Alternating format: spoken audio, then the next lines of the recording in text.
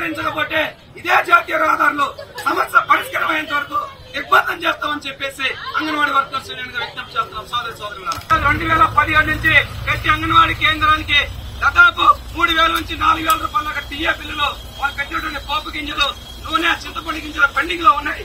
అవి ఇవ్వమని చెప్పేసి అంగన్వాడీ కార్యకర్తలు దాని మీద చేస్తున్నారు తప్ప ఇవాళ ఏం ఉద్దేశంతో ఏదో ప్రజానీకాన్ని ఇబ్బంది పెట్టాలన్న డెఫినెట్లను ఇబ్బంది పెట్టాలనే కాదు. ప్రభుత్వం ఇచ్చినటువంటి హామీని విస్మరించింది. ఎన్నికలు పోతా ఉన్నాయి. ఈ 4 సంవత్సరాల అంగన్వాడీ కార్యకర్తలు ప్రశాంతంగా ప్రభుత్వాన్ని అడిగారు.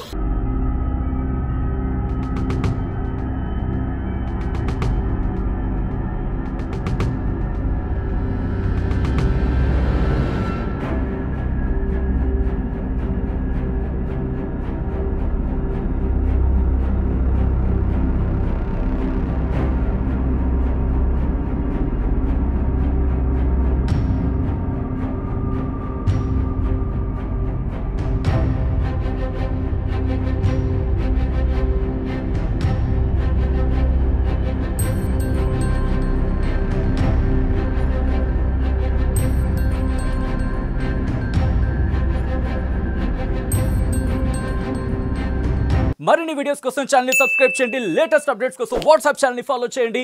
అండ్ లింక్ డిస్క్రిప్షన్ లో ఉంది.